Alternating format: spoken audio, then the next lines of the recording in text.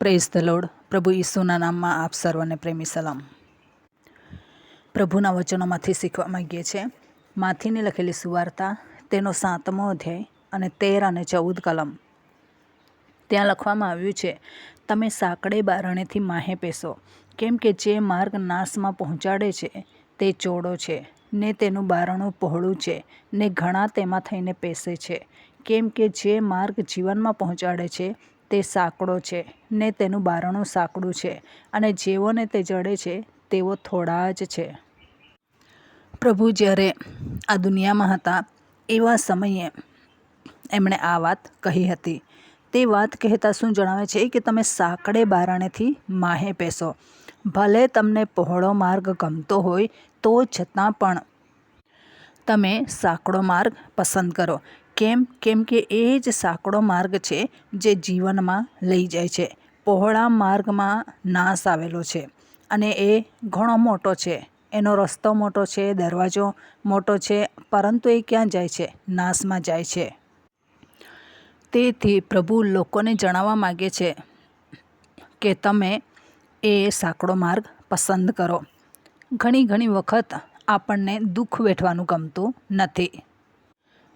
આપણને સ્વતંત્રતા જોઈએ છે, ફ્રીડમ જોઈએ છે, પરંતુ એ ફ્રીડમ અનુભવ્યા પછી જ્યાં આપણે જવાનું છે એ તો નાશનો માર્ગ છે. અને તેથી પ્રભુ જણાવે છે કે થોડા સમયને માટે દુઃખ વેઠવાનું આવે, વેઠી લો, પરંતુ એ સાંકડે બારણેથી તમે પેસો. સાંકડા બારણામાં તમે ચાલો. એ પ્રમાણે પ્રભુનું વચન જણાવે છે. આપણા જીવનમાં જ્યારે આવા પસંદગીના માર્ગ આવે ત્યારે હંમેશા દુઃખ હોય, ક્રોશ હોય, તો છતાં પણ આપણે કયો માર્ગ પસંદ કરવાનો છે? સાંકડો દરવાજો પસંદ કરવાનો છે, ક્રોશનો માર્ગ પસંદ કરવાનો છે. અને એ માર્ગે જ્યારે આપણે જઈએ છીએ એ માર્ગ આપણને જીવનમાં પહોંચાડે છે. તેથી આપણે પ્રભુના એ સાંકડા માર્ગને પસંદ કરીને ચાલવાનું છે. એમાં બહુ વધારે તકલીફો શૈતાન આપણને આપતા નથી. આપશે, પરંતુ આપણામાં તાકાત હોવી જોઈએ એનો સામનો કરવાની. કેમ કે શૈતાનને કોઈ અધિકાર નથી આપણને હેરાનગતિ કરવાનો. આપણા ભવિષ્યને બગાડવાનો કોઈ જ હેતુ એનો નથી. આપણા ભવિષ્યને બગાડવાનો હેતુ એનો હશે તો પણ પ્રભુ એને બગાડવા નહીં દેશે. આપણા પર આપણા ભવિષ્યનો હેતુ બગાડવાનો અધિકાર શૈતાનને જરા પણ નથી. તેથી કદી પણ હિંમત હારી જશો નહીં. જ્યારે તમે સાંકડે બારણેથી જાઓ એવા સમયે દુઃખો અને મુસીબતો તો ચોક્કસ હશે. શૈતાન આપણને પાડવાને માટે કોશિશ કરશે. એવા આપણા મનગમતા લોકોનો પણ ઉપયોગ કરશે, પરંતુ આપણે એ તરફ ધ્યાન આપવાનું નથી. આપણે તો આ દરવાજો જે સાંકડો છે એમાંથી જવાનું છે, અને રસ્તામાં પણ સાંકડું છે. તેથી આપણે સંભાળીને જવાનું છે. આપણું ધ્યાન રસ્તા પર હોવું જોઈએ. કોણ આપણા દરવાજા બંધ કરે છે, કોણ આપણી સાથે આવે છે એ જોવાનું નથી. આપણે તો પ્રાર્થના કરીને દરવાજા ખુલ્લા થાય એના માટે આપણે કોશિશ કરવાની જરૂર છે. શૈતાન કદી આપણને હરાવી શકતો નથી. એનામાં તાકાત નથી આપણને હરાવવાની. એને પ્રભુએ તાકાત નથી આપી આપણને હરાવવાને માટે. આપણે એને હરાવીએ છીએ. ઓલરેડી એ હારેલો છે. અને તેથી આપણે નાસીપાસ થયા વગર જ્યારે આપણે સાંકડે બારણેથી જઈએ, દુઃખો આવે, મુસીબતો આવે, કોઈ આપણને સપોર્ટ નહીં આપે, કોઈ આપણી સાથે નહીં આવે, એવા સમયમાં પણ આપણે અડીખમ ઊભા રહીએ. કેમ કે અંતે તો શું છે? અંતે તો સ્વર્ગ રાજ્ય છે અને જીવનનો માર્ગ છે. તેથી એ માર્ગ પસંદ કરીને આપણે આગળ વધીએ. પ્રભુ આપણી સાથે છે. સાંકડા માર્ગમાં પ્રભુ સાથે છે, પહોળા માર્ગમાં નથી. પહોળા માર્ગમાં તો શૈતાન છે અને શૈતાનના લોકો છે. જેટલા જલસા કરવાવાળા લોકો છે, જેટલા દુષ્ટ લોકો છે, જેટલા કપટી લોકો છે, જેટલા અન્યાયી લોકો છે, એ બધા જ પહોળે માર્ગે થઈને જઈ રહ્યા છે. લોકોના ટોળા ત્યાંથી પસાર થઈ રહ્યા છે. આપણે વિચાર કરીએ કે પ્રભુના રાજ્યને માટે આપણે બાંધકામ કરી રહ્યા છે.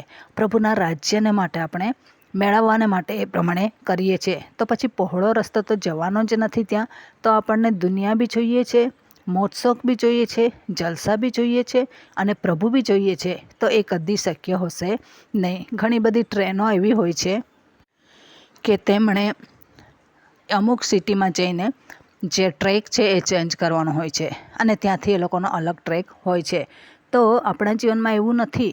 જીવનના માર્ગનો એક જ ટ્રેક છે, એ કદી ક્રોસિંગ આવતું નથી કે ચાલ થોડુંક આ સિટીમાં ગયા તો દુનિયામાં મહેફિલ માણી લઈએ અને ફરી વાર આપણે પાછા બીજા સિટીમાં આવશે, પવિત્રતાનું નગર આવશે, એ નગરમાં ફરીવાર પેલા ટ્રેક પર ચડી જઈશું, પણ એ કદી પણ શક્ય નથી. તેથી આપણને એક જ ટ્રેક આપેલો છે, એ ટ્રેક પકડીને આગળ અને આગળ વધવાની જરૂર છે. જ્યારે એ ટ્રેકને પકડીને આપણે ચાલીએ છીએ એવા સમયમાં ઈશ્વર આપણા એ દુઃખના ટ્રેકમાં પણ સાથે હોય છે અને એ હરેક જોખમોમાંથી આપણને બચાવે છે. આપણે મદદને માટે કોઈ વ્યક્તિની ભીખ માગવાની જરૂર નથી. મદદને માટે આપણે કોઈને પોકારવાની જરૂર નથી, કેમ કે પ્રભુ હંમેશા આપણી સાથે હોય છે, આપણી સાથે ને સાથે ચાલે છે. તેથી ઈશ્વરની સહાય માગીને આપણે ઈશ્વરની સાથે સંવાદ કરીને ચાલવાની જરૂર છે. હરેક વ્યક્તિ જ્યારે ઈશ્વરને છોડી દે છે, ઈશ્વર પણ એને છોડી દે છે. પરંતુ જ્યાં સુધી મનુષ્ય ઈશ્વરની સાથે ચાલે છે ત્યાં સુધી ઈશ્વર પણ સાથે ચાલે છે. રાહ જુએ છે પરંતુ નથી ચાલતા, તો પ્રભુને પણ ગરજ નથી. પ્રભુએ તો બધું જ કરી દીધેલું છે, તો છતાં પણ મનુષ્ય પ્રભુથી અવળું મુખ ફેરવે તો પછી પ્રભુ બીજા વ્યક્તિઓની શોધ કરીને એ પ્રમાણે ચાલે છે. હનોક પ્રભુની સંગાતે ચાલ્યો અને એ કેટલા વર્ષો સુધી પ્રભુની સંગાતે ચાલ્યો. પ્રભુએ એને એવું નહીં કીધું કે હું તારાથી કંટાળી ગયેલો છું, હવે બીજા વ્યક્તિની પસંદગી કરું, એવું એણે કીધું નહીં. અને અલોપ થઈ ગયો ત્યાં સુધી પ્રભુ એને સાથે ને સાથે લઈને ચાલ્યા. તમારી અને મારી ચાલ જ્યારે ઈશ્વરને પસંદ પડે છે ત્યારે આપણે પણ હનોકની જેમ ચાલતા ને ચાલતા આગળ વધીશું અને ઈશ્વર આપણને એમના ધામમાં એમ જ લઈ લેશે. આપણને ખબર પણ પડશે નહીં. તેથી આપણે શું કરવાનું છે? સાંકડો માર્ગ પસંદ કરવાનો છે, ઈશ્વરનો માર્ગ પસંદ કરવાનો છે, જીવનનો માર્ગ પસંદ કરવાનો છે અને અંતે આપણે ઈશ્વરની સાથે હોઈશું. સ્વર્ગમાં કોઈ જાતનું દુઃખ નથી, કોઈ જાતની પીડા નથી, કોઈ જાતની આપદા નથી. તેથી આપણે તેમના કાર્યમાં આગળ અને આગળ વધવાની જરૂર છે. આપણે એકલા આવ્યા છે, એકલા જવાનું છે. કોઈ આપણને ખુશામતનો કિતાબ આપી દેવાનું નથી. આપણી પાસે જે ફળો છે એ ઝૂંટવાને માટે, એ તોડવાને માટે ઘણી વખત શૈતાન એવા લોકોનો ઉપયોગ કરે છે અને આપણે નમ્રતાનું ફળ તોડીને આપી દઈએ, સહનશીલતાનું ફળ તોડીને આપી દઈએ, આપણો આનંદ ઝૂંટવાઈ જાય. એવા શૈતાનના પ્લાનિંગો હોય છે, પરંતુ એને આપણે લાત મારીને પ્રભુના કાર્યના માટે આપણે આગળ અને આગળ વધવાની જરૂર છે. પ્રભુ આપણી સાથે છે, પ્રભુ આપણનો માર્ગદર્શક છે, તો પછી આપણને કોની જરૂર છે? કોઈ ભૂમિયાની આપણને જરૂર નથી. ઈશ્વર આપણો ભૂમિયો છે, એને આગળ લઈને ચાલીએ અને તેમના કાર્યમાં આગળ અને આગળ વધતા જઈએ. ઈશ્વરે આપણા માટે બહુ જ સારું ભવિષ્ય રાખી મૂકેલું છે. ભૂતકાળમાં પણ તે આપણી સાથે હતા, ભવિષ્યકાળમાં પણ સાથે રહેવાના છે અને અત્યારે દુઃખના સમયમાં સાંકડે દરવાજેથી જઈ રહેલા છે એવા સમયે પણ ઈશ્વર આપણી સાથે ને સાથે હોય છે. યુસુફની સાથે જેલમાં ઈશ્વર હતા અને એ દાનિયેલની સાથે હતા, આપણી સાથે છે. દાઉદની સાથે દુઃખમાં પણ એ હતા. જ્યાં દાઉદ દુઃખ વેઠી રહ્યો છે, ઈશ્વર એના જવાબો આપે છે. તેથી આપણા જીવનમાં જો હેરાનગતિઓ થતી હોય તો ગભરાવાની જરૂર નથી. લોકો હેરાન કરે છે તેમને જોઈને નિરાશ પણ નથી થવાનું, હિંમત પણ હારવાની નથી. શું કહે છે વચન? માંથી 5 અને 1 કલમમાં કહે છે, 10માં લગભગ, કે ન્યાયીપણાને લીધે જેઓની સતાવણી કરાય છે તેઓને ધન્ય છે. શા માટે ધન્યતા આપવામાં આવેલી છે? કેમ કે અહીંયા લખવામાં આવ્યું છે કે જ્યારે લોક તમારી નિંદા કરશે ને પૂઠે લાગશે ને મારે લીધે તમારી વિરુદ્ધ તરહે તરહેની ભૂંડી વાત અસત્યતાથી કહેશે, ત્યારે તમને ધન્ય છે. 12મી કલમ, તમે આનંદ કરો તથા ઘણા હરખાવો. એવું તમારા માટે થાય તો તમે આનંદ કરો. અસત્યતાથી લોકો વાતો કરશે, નિંદાઓ કરશે, ભેગા થઈને કુથલીઓ કરશે, નિંદાઓ કરશે, સાથે સાથે પાછળ પડી જશે, એક જ વાત કરીને ચૂપ નહીં રહી જશે. દિવસોના દિવસો, વર્ષોના વર્ષો પાછળ પડી જશે. સાઉલ રાજા વર્ષોના વર્ષ દાઉદની પાછળ પડી ગયો અને તરહે તરહેની ભૂંડી વાતો એ કહેતો હતો.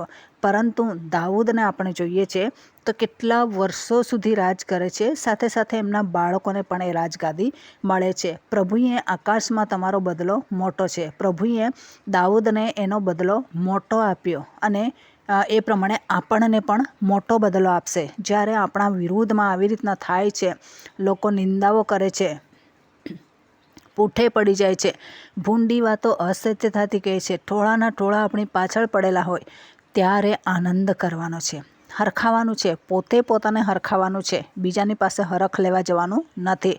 બીજાની પાસે હરખ લેવા જઈશું તો ઉલટાના નિરાશામાં પાડી નાખશે. તેથી આપણે આનંદથી કૂદવાનું છે, હરખાવાનું છે, કેમ કે આપણો આ જે સતાવણી છે એનો બદલો બહુ જ મોટો મળવાનો છે. પ્રભુ એના ડબલ હિસ્સા કરીને આપણને આપવાના છે. અયુબે જ્યારે દુઃખ વેઠ્યું, પ્રભુએ ડબલ આપ્યું. વિના કારણે દુઃખ વેઠીએ છીએ, ડબલ મળે છે. ન્યાયપણાને લીધે સતાવણી થાય છે, વેઠીએ છીએ, ત્યારે પણ પ્રભુ આપણને અસહ્ય બહુ મોટો બદલો આપે છે. તેથી આપણે શું કરવાનું છે કે નાસીપાસ થયા વગર પ્રભુના કાર્યમાં આગળ અને આગળ વધવાની જરૂર છે. અને પ્રભુએ આપણને જે આશીર્વાદો આપેલા છે એ આશીર્વાદોમાં આગળ અને આગળ વધવાની જરૂર છે. અને આપણા બરાબરી કોઈ કરી શકતું નથી.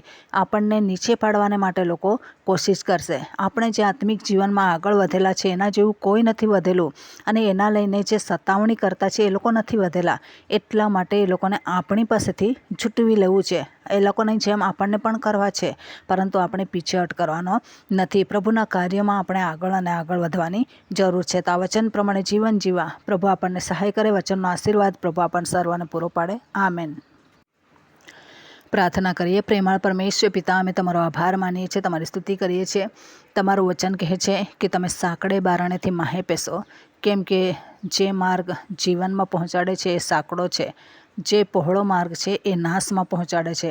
તમામ શ્રોતાજનોના જીવનોમાં જે કષ્ટો અને દુઃખો આવતા હશે, તો છતાં પણ પ્રભુ તેઓ જીવનનો માર્ગ પસંદ કરે, ક્રૂસનો માર્ગ પસંદ કરે, અને પ્રભુ તમારા મહિમાને માટે એમને જે જીવન તમે આપેલું છે એ તમારા મહિમાને અર્થે વ્યતીત કરે અને આગળ વધે, એવી કૃપા અમે માગીએ છીએ. હરેક અંધકારની શક્તિઓમાંથી બચાવજો અને તમામ શ્રોતાજનોની પૂઠે લાગેલા લોકોને પ્રભુ તમે એ પ્રમાણે મદદ કરો કે જેથી પ્રભુ એમની પૂઠે નહીં લાગે, સત્યનું જ્ઞાન એમને થાય. અને જે શ્રોતાજનો છે પ્રભુ એમને ન્યાયપણાની સતાવણી કરતા હશે તો સહન કરવાને માટે તમે સહાય કરજો, સાથે રહેજો, અને પ્રભુ આનંદથી જીવવાને માટે તમે મદદ કરો કે જેથી પ્રભુ તમે ડબલ બદલો આપવાના છો એ જાણીને તેઓ આનંદથી આ દુઃખો સહતા રહે, એવી કૃપા અમે માગીએ છીએ. આ પ્રાર્થના પ્રભુ ઈશ્વના મૂલ્યવાન નામની અંદર માગીએ છીએ. આમેન.